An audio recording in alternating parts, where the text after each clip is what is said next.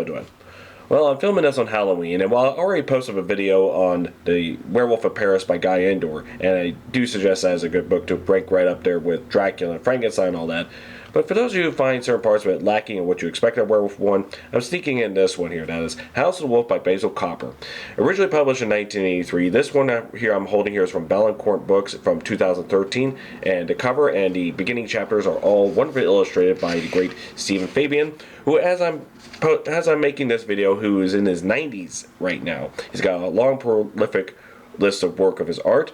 In fact, looking at his website and seeing the pictures of this is how I got to know this book. So, Stephen Fabian, the artist, he's been known to for Arkham House illustrations.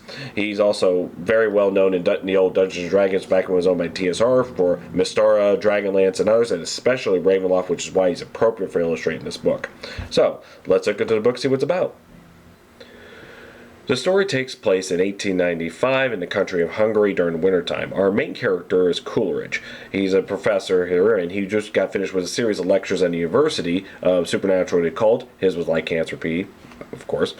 And he's now invited to Castle Homolky, where the Count and his family are having him and a few other scholars to perform the same thing. Why are they doing this again? Well, the last meeting of scholars of these subjects came about at a university where it was strictly for scholars, so the Count could not be invited into that, so he wanted to have a similar event at his place. So, Coleridge is, he stops by the village to warm himself up a bit, and then later, when he arrives at the castle, he's introduced to the Count, and of course his servants, but more particularly his family, which is his mother Irina, his wife Silva, and his young daughter Nadia. So, and we also introduce to some of the other scholars later on after this time. But right when Coleridge shows up right at the castle gates, he notices the after effects of a murder that's just being cleaned up here. In fact, this is going to be one of a series of murders that's going to happen throughout the novel. Of course, the murders I mentioned are described as very, attacked in such a way that most likely is caused by a wolf. That they have a bit of a wolf problem out here, so they are going to show. They later may have to hunt them down later in the book, but while Coleridge is trying relaxing in the home, Nadia comes up to him and confides in him that there is an event involving her locking herself up in her bedroom here because someone tried to break in, and wasn't just jiggling the handles trying to force herself into. The footsteps sounded not human footsteps, but sort of like clawed feet and all that. It didn't sound human at all in many respects. Coleridge comes in with her and investigates and finds a sample of fur, which he hopes he can get to one of the scholars who can look into that and see what if it's from an actual piece of a wolf, is it a man dressed up as a wolf, or what have you. Of course, this later leads to other unfortunate events, including more murders as the book goes on. The Count is trying to be very accommodating to everyone. Takes them to the local circus. The sides of the town while they're having the lectures. But as there's becoming more and more murders, he's like, okay, we're gonna have to postpone this. We need to investigate the castle and all that to see if this is an actual wolf or a madman or what have you. What's caused it? Who could possibly be doing all these murders? Is it a wolf? Is it a werewolf?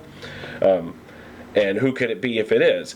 For instance, could it have involved some ancestor of the Count who had an underground laboratory where he did some horrible experiments that the little black secret no one talked about?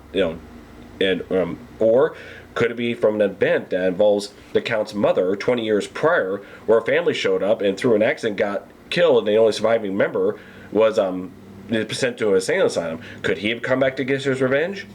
Is it an actual werewolf there? If it is it a member of the family? Is it one of the scholars? Is it, someone unknown?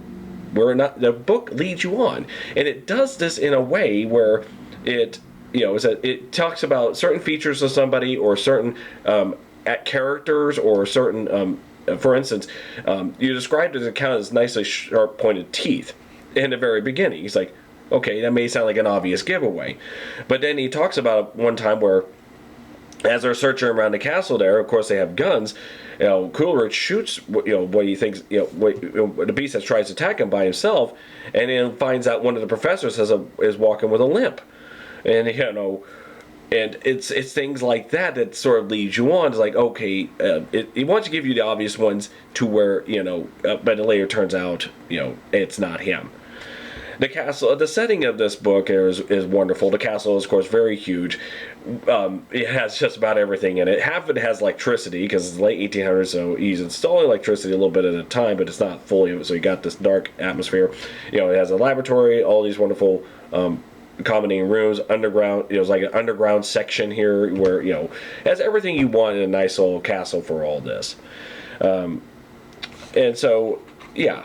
That's the House of Wolf there. Basically, the best I can describe it is that you go to, you ever go to a gaming store, you go and you look on the shelves, you see this party game called Ultimate Werewolf or similar games where the idea is you get a group of people, in a party, you hand them out these cards, one card designates them as a werewolf, and you're trying to deduct what it is.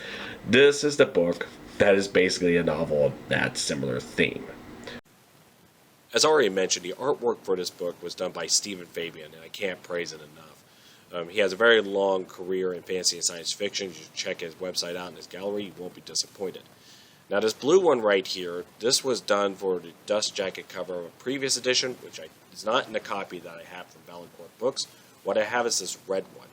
And the red one he mentions on his website is a composite from previous works that he did, and through his computer made this new one. The werewolf in the background was his illustration of the Wolfman for, I guess, a previous book called The Devil's Auction. And the woman in the foreground is a illustration he did for the short story Misericord by Carl E. Wagner for his Kane series. Now, and that was published in Sorcerer's Apprentice magazine way a long time ago. So he took those illustrations, composited this. It doesn't show the scene in the book, but these black and white ones are, and you will find these at the beginning of every chapter as you go along. And it just shows, and most of them show events in the book. It gives the right tone and atmosphere to help you immerse into the story appropriately without, going too camp or leaning in the wrong direction right here. So here you go, House of Wolf by Basil Copper. Has everything I expected a book like this to have, and I was happy for it. I discovered this book through looking at Stephen Fabian's website where I saw his illustrations. He lists the book that was there, and I was able to go and look for if the book was still available, which it is. And here's the thing. Here's a wonderful thing about why books like this can still exist. If this was done as a movie, it could be just campy and or cheesy or in the wrong direction of the atmosphere about it. Sure, you can look at a book like this and hey, this can make a great Hammer horror, but I wouldn't want to see that in that level of camp that Hammer was, traditionally has into it. Love it or hate it there. I just don't want to see this book succumb to it. However, I'm afraid modern horror movie makers put too much and overstyle it beyond what it can do. I think if you try and, it's hard for it to get the right balance. I think the Stephen Fabian illustrations would help a lot in guiding those who ever want to make a movie like this, but it'll take a good budget, the right direction, and everything. So probably a good thing this ever was a movie. This is one of those where effects where if you get a good written story with the right illustrations, the theater of your mind does the rest to where it's not going to sound cheesy or campy and all. It's at the right atmosphere for you to enjoy and get immersed with it. So probably and I think it's why I'm glad this is still existing right here. Check out Stephen Fabian's website here and with his illustrations, and check out Valancourt Books where because they have a good selection of stuff. Looking at their website and seeing what they all produce about the classic Victorian stuff to pulp era horror and even modern stuff you might get into. It looks like there's a lot of good stuff into that.